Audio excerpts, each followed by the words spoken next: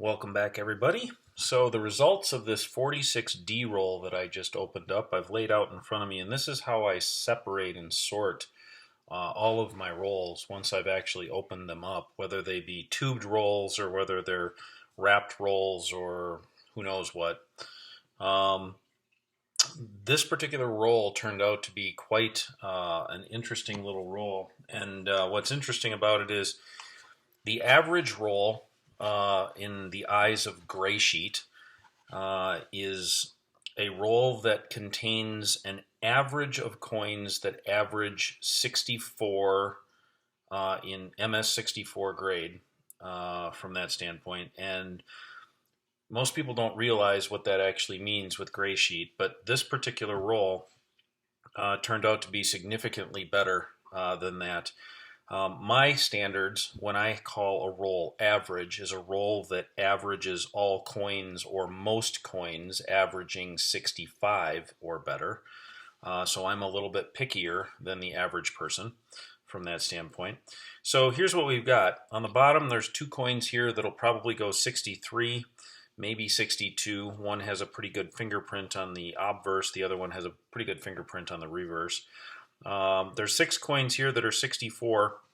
There's this pile of coins here that are 65. These coins here will probably make 65 plus or even 66, with a couple of them probably making 66 plus.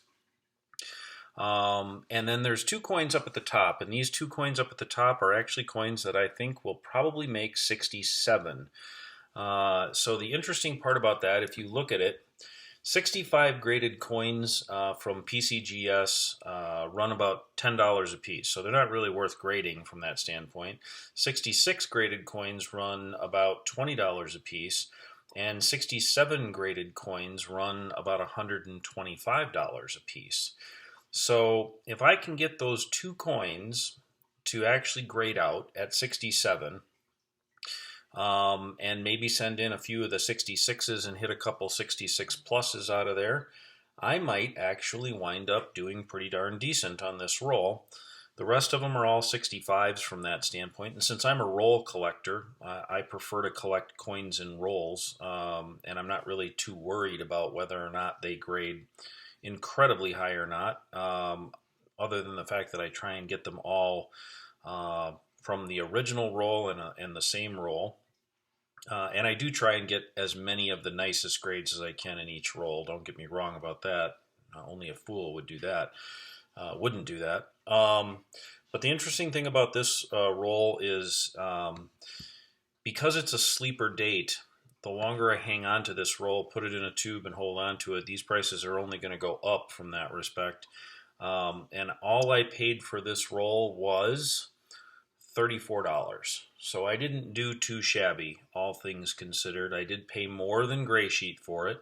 The source that I got it from usually charges me a little bit more than Gray Sheet for my things, and I'm happy to pay it. Obviously, as a result, you can see why I'm happy to pay more than Gray Sheet for these rolls. So, lesson in life, if you're going to buy rolls, and you're going to buy rolls other than original bank wrapped rolls, by all means, go ahead and do so, because you never know when you're going to stumble across something this nice. So good luck, happy hunting, and hopefully you guys will watch a couple more of my videos that I'm going to go through here in a little bit. Thanks, have a good night.